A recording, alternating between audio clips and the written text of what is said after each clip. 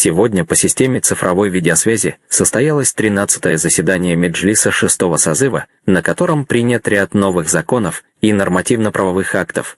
К участию в заседании были приглашены руководители некоторых министерств и ведомств, представители средств массовой информации. Согласно повестке дня, на рассмотрение парламентариев был вынесен проект закона Туркменистана об утверждении и введении в действие арбитражного процессуального кодекса Туркменистана. Данный нормативно-правовой акт, регулирующий ведение арбитражного судопроизводства, то есть по делам, связанным с предпринимательской деятельностью, призван обеспечить защиту прав и законных интересов юридических лиц и физических лиц, содействовать укреплению законности в экономической сфере. Вводится в действие в новой редакции с 1 октября 2021 года. Заинтересованный обмен мнениями состоялся при обсуждении проектов законов Туркменистана об учреждении почетного звания Туркменистана Туркменистана Хилк и Тейснерсай и об учреждении почетного звания Туркменистана Туркменистана Адгазрнан и Тейснерсай. Как подчеркивали выступавшие, одним из приоритетов государственной политики является сохранение и популяризация в мире национального историко-культурного наследия.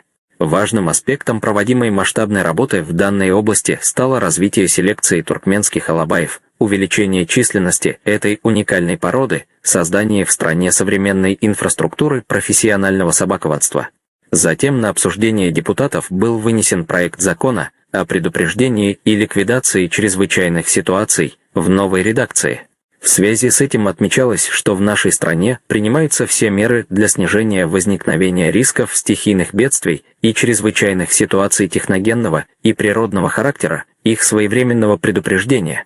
В целях наращивания потенциала соответствующих государственных учреждений и структур в данной области налажено тесное партнерство со специализированными агентствами ООН. В частности, Туркменистан участвует в Сендайской рамочной программе по снижению риска бедствий на период 2015-2030 годы, утвержденной на 3 Всемирной конференции ООН «Снижение риска стихийных бедствий», состоявшейся в 2015 году в городе Сендай, Япония. По инициативе нашей страны было разработано соглашение о сотрудничестве в сфере предупреждения и ликвидации чрезвычайных ситуаций на Каспийском море, которое подписано на 4 саммите глав прикаспийских государств.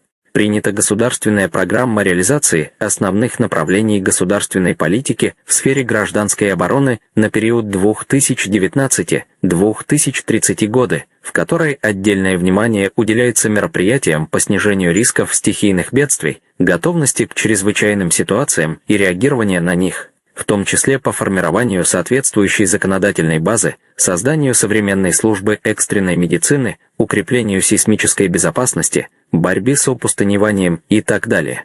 В данном контексте подчеркивалась важность нового закона, который устанавливает правовую и организационную основы деятельности, связанной с предупреждением и ликвидацией чрезвычайных ситуаций, сложившихся на определенной территории в результате аварии, иной опасной ситуации техногенного характера, катастрофы, опасного природного явления или иного бедствия. Принятие данного документа, отмечали собравшиеся, призвано способствовать эффективному проведению мероприятий, направленных на максимально возможное снижение риска возникновения чрезвычайных ситуаций, а также на спасение жизни и сохранение здоровья людей, снижение размеров потерь материальных и культурных ценностей в случае их возникновения. Далее парламентариям был представлен проект закона о противодействии легализации доходов, полученных преступным путем, финансированию терроризма и финансированию распространения оружия массового уничтожения, подготовленного в новой редакции. Выступавшие подчеркивали, что проводимая Туркменистаном внешняя политика – это стратегия мира, созидания и развития. Неукоснительно следуя данному курсу, наша страна занимает активную позицию в борьбе с глобальными угрозами и вызовами, вносит весомый вклад в обеспечение стабильности, безопасности и устойчивого развития в регионе и мировом масштабе. Придерживаясь международных норм, провозглашенных Организацией Объединенных Наций и закрепленных в Конституции страны, Туркменистан четко следует положениям соответствующих конвенций, соглашений и программ ООН, конструктивно участвует в реализации глобальной контртеррористической стратегии ООН. Сотрудничает в данной области с региональным центром ООН по превентивной дипломатии для Центральной Азии, а также с группой разработки финансовых мер борьбы с отмыванием денег, ФАТФ, и Евразийской группой по противодействию легализации преступных доходов и финансированию терроризма и другими структурами. В декабре прошлого года президент Гурбангулы Бердымухамедов утвердил национальный план действий на 2021-2024 годы по реализации стратегии Туркменистана по предотвращению насильственного экстремизма и противодействию терроризму на 2020-2024 годы. С учетом данных документов передового мирового опыта разработана новая редакция закона, который определяет правовую основу противодействия легализации доходов, полученных преступным путем, финансированию терроризма и финансированию распространения оружия массового уничтожения, регулирует правовые отношения лиц, осуществляющих операции или сделки с денежными средствами или иным имуществом, уполномоченного органа и других государственных органов в этой сфере. На заседании был заслушан доклад уполномоченного представителя по правам человека в Туркменистане омбудсмена, в котором были освещены основные направления проводимой президентом Гурбангулы Бердымухамедовым политики по обеспечению и соблюдению экономических, социальных, культурных, политических прав и свобод граждан, а также проанализированы итоги проводимой в данной сфере работы. Затем на обсуждение был вынесен проект закона о профилактике инфекционных заболеваний. В феврале этого года, выступая на встрече с депутатами Меджлиса, президент Туркменистана в своей программной речи указал на важность комплексного подхода к охране здоровья населения, принятия специальных законов в данной области.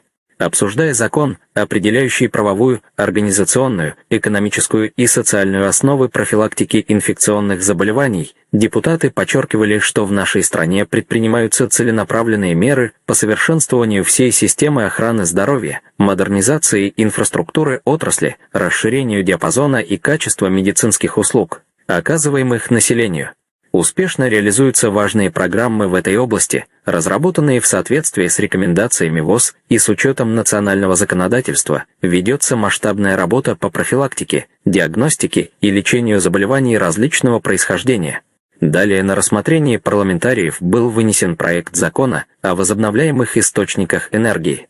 Как подчеркивали выступавшие, в соответствии с приоритетами государственной политики президента Гурбангулы Бердымухамедова, в Туркменистане уделяется большое внимание вопросам охраны окружающей среды, рационального использования природных ресурсов, планомерного перехода к зеленой экономике.